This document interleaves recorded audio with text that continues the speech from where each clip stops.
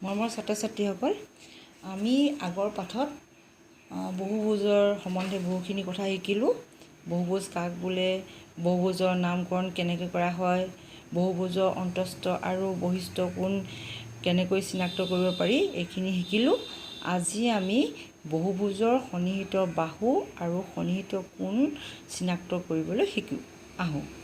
এতিয়া কথা হ'ল, বহুভুজৰ সন্নিহিত বাহু আৰু কোণবোৰ কথা জনাৰ আগতে আমি তাৰ ডেফিনেশ্যনটো জানি ল'ব লাগিব। কাক বোলে আমি প্ৰথমতে জানি ল'ব লাগিব। এতিয়া চোৱা, মই ইয়াত ডেফিনেশ্যনটো লিখি লৈছোঁ।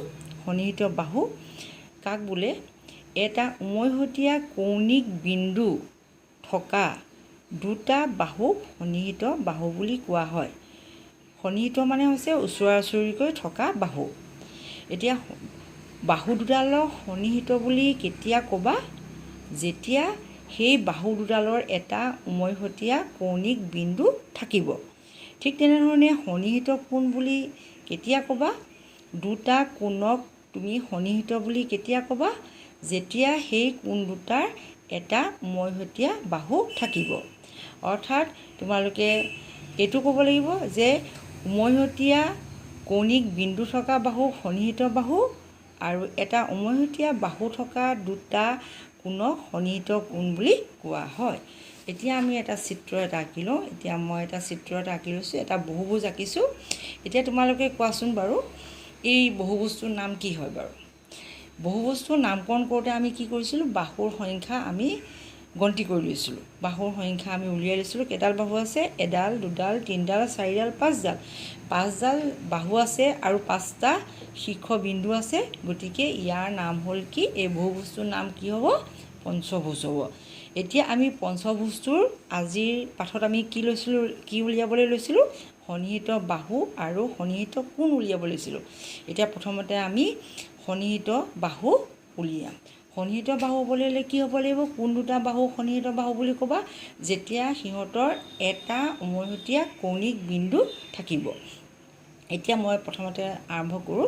এতিয়া চোৱা, তোমালোকে এই চিত্ৰটোৰ কৌণিক বিন্দু বুলি ধৰিছোঁ। এই কৌণিক বিন্দুটো কোন দুডাল বাহুৰ উমৈহতীয়া মানে দুইটাৰে থাকিব। এই বিন্দুটো কাৰ থাকিব? এ বিৰো আছে, এ ইৰো আছে। গতিকে আমি কি ক'ম? এ বি কাৰ উমৈহতীয়া বাহু? সন্নিহিত বাহু এ ই। সেইকাৰণে মই লিখিলোঁ এ বি আৰু এ ই। ঠিক তেনেধৰণে মই যদি ই বিন্দুটো যদি কৌণিক বিন্দু বুলি ধৰোঁ, ই বিন্দুটো কৌণিক বিন্দুটো যেতিয়া ধৰা হয়, তেতিয়া ইয়াৰ লগত কোন বাহু দুডাল জড়িত হৈ আছে? কোন দুডাল বাহু লাগি আছে? এ ই আৰু ডি ই। গতিকে এ ইডাল ডি ইৰ সন্নিহিত বাহু। ঠিক তেনেধৰণে ডি এই কৌণিক বিন্দুটোৰ কোন দুডাল বাহু লাগি আছে? ডি ইডাল লাগি আছে আৰু চি ডিডাল লাগি আছে। ঠিক তেনেধৰণে মই চি কৌণিক বিন্দুটো যদি ধৰা হয়, ইয়াক এই কৌণিক বিন্দুটোৰ লগত কোন দুডাল বাহু লাগি আছে? চি ডি আৰু বি চি লাগি আছে। ঠিক তেনেধৰণে মই এবাৰ যদি মই বি বিন্দুটো কৌণিক বিন্দু বুলি ধৰোঁ, কৌণিক বিন্দুটোৰ কাৰণে আমাৰ কোন দুডাল বাহু লাগি আছে? এ বি বাহুডাল আৰু বি চি বাহুডাল লাগি আছে। অৰ্থাৎ আমি তেনেহ'লে সন্নিহিত বাহু কেইডাল পালোঁ? কি পালোঁ? সন্নিহিত বাহুবোৰ হৈছে এ বি বাহু আৰু এ ই সন্নিহিত, এ ই আৰু ডি ই সন্নিহিত, চি ডি আৰু ডি ই সন্নিহিত, চি ডি আৰু বি চি সন্নিহিত, আৰু বি চি আৰু এ বি সন্নিহিত। গতিকে সন্নিহিত বাহুবোৰ আমি পাই গ'লোঁ। নেক্সট আমি চাওঁ সন্নিহিত কোণ আমি কেনেধৰণে উলিয়াম। এতিয়া সন্নিহিত কোণ উলিয়াবলৈ হ'লে তুমি কি কৰিব লাগিব? আমাক কৈছে যে এডাল উমৈহতীয়া বাহু থাকিব। কোন দুটাৰ এডাল উমৈহতীয়া বাহু থাকিব লাগিব। এতিয়া যদি মই এ বি বাহুডালৰ কাৰণে উমৈহতীয়া বাহু থাকিব লাগিব। ইয়াৰ উমৈহতীয়া কোণ কোনটো? এ কোণ আৰু বি কোণ। গতিকে এ কোণটো বি কোণৰ সন্নিহিত কোণ। ঠিক তেনেধৰণে মই এইডাল উমৈহতীয়া বাহু, এই উমৈহতীয়া বাহু কোন দুটা কোণৰ উমৈহতীয়া? এ কোণটো ই কোণৰ উমৈহতীয়া। তাৰমানে এ কোণটো ই কোণৰ সন্নিহিত কোণ বুলি কোৱা হয়। ঠিক তেনেধৰণে ডি ই বাহুডাল কাৰ উমৈহতীয়া? কোন দুটা কোণৰ উমৈহতীয়া? ডি কোণ আৰু ই কোণৰ উমৈহতীয়া। ঠিক তেনেধৰণে চি ডি বাহুডাল কাৰ উমৈহতীয়া হ'ব? ডি কোণটো আৰু চি কোণটোৰ উমৈহতীয়া। ঠিক তেনেধৰণে বি চি বাহুডাল কোন দুটা কোণৰ উমৈহতীয়া? বি কোণ আৰু চি কোণৰ উমৈহতীয়া। এতিয়া তোমালোকে গম পালানে? অৰ্থাৎ আমি তেনেহ'লে সন্নিহিত কোণ কোনকেইটা পালোঁ? ইয়াত মই লিখি দিছোঁ। এ কোণটো বি কোণৰ, এ কোণটো তোমাৰ বি কোণৰ তোমাৰ সন্নিহিত, এ কোণটো ই কোণৰ সন্নিহিত, ই কোণটো ডি কোণৰ সন্নিহিত, চি কোণটো ডি কোণৰ সন্নিহিত, বি কোণটো চি কোণৰ সন্নিহিত।